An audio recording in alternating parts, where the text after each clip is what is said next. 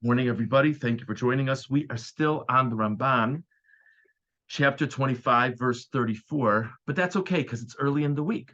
So we've been discussing a very again. We do this every now and then. We take a little more time to discuss a dispute in the Rishonim, discussing a very interesting dispute in the Rishonim between the Ibn Ezra and the Ramban regarding the financial wherewithal of Yitzchak. And the Ibn Ezra had said the reason why Esav wasn't interested in the birthright is because Yitzchak didn't have money. So why should he be interested in the birthright? And the Ibn Ezra brings various proofs from the Chumash that Yitzchak didn't have stuff. And the Ramban has shared a different view about all of those things. So now the question is, if indeed Yitzchak is a wealthy person according to the Ramban, so why would Esav not be interested in the birthright? He sold the birthright. I mean, it's for a bowl of lentils. What's going on? So in the Ramban in Pasuk Lamed Daled, it's probably around 70% of the way through the Ramban. In mine, it's a new paragraph. It begins with the word v'yitachen. V'yitachen, it's possible. Ki pi hashnayim b'bechora m'mishpetei Torah lo haya kein lefanim. Who told us that the firstborn gets double portion? The Torah told us the firstborn gets double portion, but that might not have been in play at that point in time, even though there's a famous idea that the patriarchs kept mitzvahs. It could be that that wasn't something they practiced. Rak linchol malas ha'av usraraso. Maybe, says the Ramban, the entire meaning of having the birthright is to sort of carry the torch of the father forward. Shielo kavod umale al tziro. That the firstborn should be treated more prominently within the family over his younger sibling.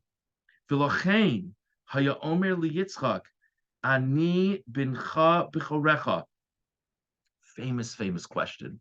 Yaakov is dressed as Esav. Yaakov comes into Yitzchak and says, "I am Esav. I am your firstborn son." Actually, hold on 1 second. I just want to make sure I'm not misquoting here. No, excuse me. Esav comes in. I'm glad I checked that out. Esav comes in after Yaakov has already done, and Esav comes in and says, "I am your firstborn." What a strange thing to say. Why does he say, "I am your firstborn"? Firstborn, that has to do with inheritance of assets. It's neither here nor there. So the straightforward meaning is, it's he's saying something as prominence about himself. But the Ramban says, no, that's what it meant to be the firstborn. I'm the one who's the appropriate recipient of your blessing because I'm the one whose job will be to carry the torch forward. Now, if that's what it meant to be the firstborn, we would say, unfortunately for you, Esav, Yaakov bought that right from you. And that's why Yaakov was justified in taking the brachos. V'chein, another example. Yosef brings his sons into Yaakov at the end of Yaakov's life. And we have the famous story where Yaakov switches his hands, right? And Yosef says, no. The one on your right is the firstborn. Place your right hand on the firstborn's. Who cares that he's the firstborn? What does it matter that he's the firstborn? So the Ramban says, "Laktimo bebracha," because that's what it meant to be the firstborn. That they would get the greater prominence within the family. Maybe at that time there was nothing about double portions. Maybe,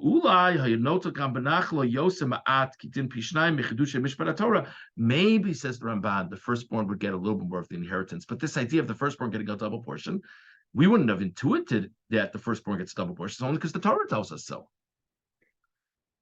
Vatsayid asher haya b'fiv. Why did Esav need to bring food for Yitzchak? The Ibn Ezra brings a proof from this. There must be Yitzchak didn't have much food. Says the Ramban, King Yaswa Sarim V'Amalachim Bochurim B'Tzayid B'Kol Machal. It was a normal thing, fresh caught game. It was an exciting thing.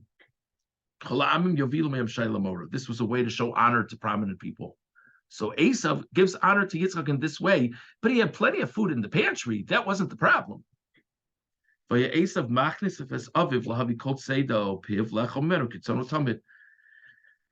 avas ha'av livnoa b'chor kala lahavi. It's not so hard to get a father to love his firstborn son. So it's not, I mean, well, it must be that Yitzchak was desperate for food, and that's why he appreciated so much Esav's hunting for him. What are you talking about? This was a nice thing. A lot of prominent people would get someone to hunt game for them, and you know, the only thing easier than getting a father to love a son is getting a Jewish mother to love a son. I mean, they're both, you know what I mean? It's so that's so. Umasha Amr Levarich was so achar asos lo matamim. What does Yitzchak mean when he says, bring me food and then I'll bless you? It sounds like a quid pro quo, right? It sounds like that. Based on what Yitzchak wanted is he wanted to benefit from Esav's efforts, and then that would give them a greater connection, a greater soul connection. And then you would say the bracha. By the way, many Mefarshim explain that he wants to give Esav a mitzvah to do, that he'd merit God's blessings more if it's coming off of a mitzvah. Another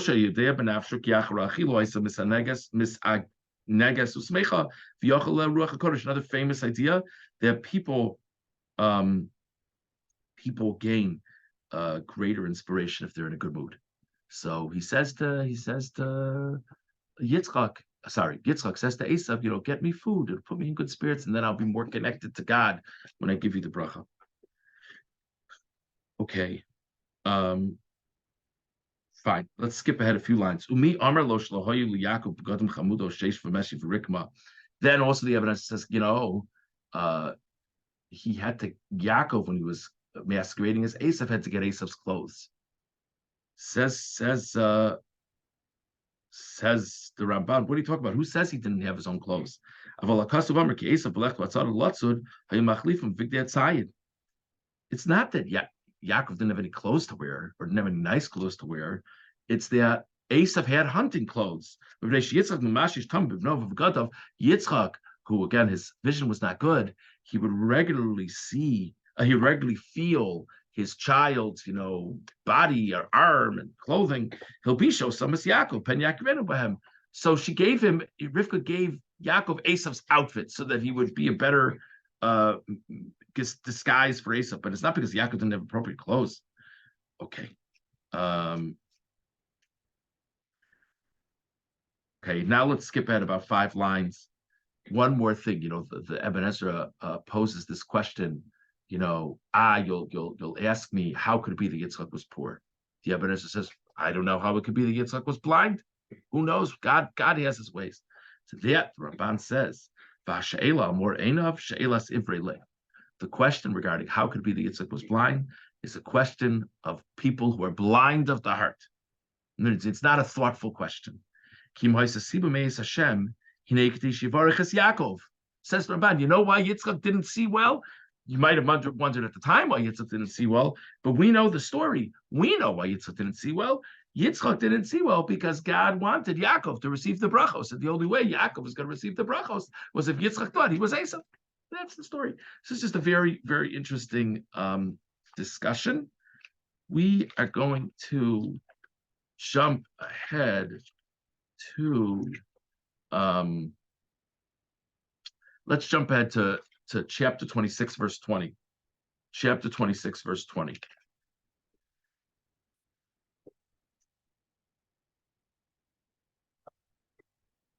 Actually, let's go to verse 18. Chapter 26, verse 18. Yitzchak is having problems with Avimelech and his people. And Avimelech finally tells Yitzchak, why don't you leave? Verse 18. Vayashav Yitzchak vayachboris be'eros hamayim asher chafru b'mei Avraham aviv.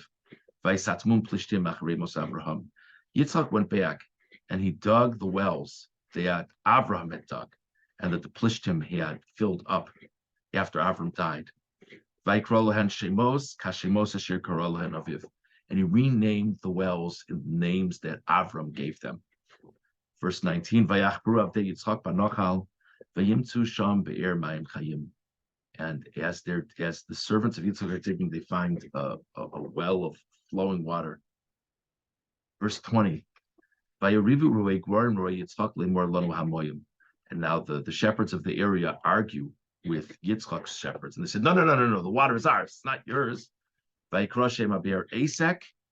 So this well was named Asek because Asek means there was a whole grappling over it between the two parties. Verse 21. Yitzchak's men dug another well. There was tension there as well. And that one was called hatred. Verse 22. Then Yitzchak left that area and he dug a third well. And there were no fights over there. And he called that place Rechovos, which literally means breadths, as in wide areas. Vayomer, and he said, God has acted in an expansive way for us, and we have been fruitful in the land. Very difficult to understand what the significance is of this story. What do I care how many wells Yitzchak dug? What do I care what they named them? Is this really so important? So if you remember, the Ramban discussed earlier in the book of Bereshis the significance of what seemed to be very small details, and they're understood as Masa Avosim and Labanim, that things that happen with the parents are signs and foreshadowing for what will happen with the children later. So let's see what the Ramban says over here on Pasuk Chaf. Vayikra Shem Habe'er Asek Yisaper HaKasuv V'Yarich Be'inyan Habe'eros. The Torah goes to great length to talk about the wells. There doesn't seem to be a straightforward purpose in this story. It's not like, now I have an appreciation for Yitzchak. He dug wells. What is it? And by the way, even if you say the wells carry this great meaning, maybe I don't understand the meaning of the wells. He's just doing what his father did. You know what I mean? He's just, retracing his father's steps. There's something hidden here. The Torah is telling us about something that will be in the future. Remember, the first well that Yitzchak and his men redug is called the well of flowing water, the well of the water of living water. Yermos Lefeis Elokim. This is an allusion to the Beis Hamikdash. Asher Yasu Barav Shel Yitzchak. That Yitzchak's descendants will build the Beis Hamikdash, a place of unique life. There's a pasuk that God is referred to as the source of living water. Okay, Vikara Rishon Asek, but because there were fights over this first well, it's called Asek, which is like a language of like grappling. Yermos Labayis Harishon. That alludes to the first temple. Shiris Askui Manu. Our enemies made problems with us. And they had various disputes and wars with us until they destroyed the first Beis Hamikdash. Vasheni Karashma Sitna. What's the second well called? Which of course now is going to allude to the second Beis Hamikdash. It's called hatred. Shem Kashem in Arishon. That's an even harsher name than the first one. Fuabayis Hasheni. Shekaro so kishmo. That's the second Beis Hamikdash. Shekasu bo v'malchus Achashverosh b'schilas malchuso kasvu sitna al yoshvei Yehuda v'Yerushalayim. It says in Ezra that the kingdom of Achashverosh wrote enmity on the residents of Yehuda and Yerushalayim. Sitna. V'chol yamav hayolanu l'sitna ad shechrivuhu. There was an extended period of time that there was great enmity from the ruling government until they ultimately destroyed this temple. We had a very bitter exile after that temple. So that's called sitna, hatred. Vashlishi, and the third well, kara rechovos. That's called an area of breadth. That's the future temple. Shibana b'meirav yomenu. That should be built speedily in our days. Below riv umatzah. That will be built without strife, without difficulty. V'hakel yarchiv es kavulenu. And God will broaden our boundaries. And there are various languages would talk about God widening things for us. At the very end of this Ramban, it says, "Farinu v'aretz." Yitzchak says, and we became fruitful in the land. That it's not only us that will serve Hashem in the third temple, all the nations of the world will serve Hashem. And it's a very interesting shot, this whole perspective on the wells. It gives this series of psukim a whole different sense. So we discussed that, and we discussed the Ramban's continued discussions against the perspective of the Ibn Ezra regarding what the birthright meant and Yitzchak's financial standing.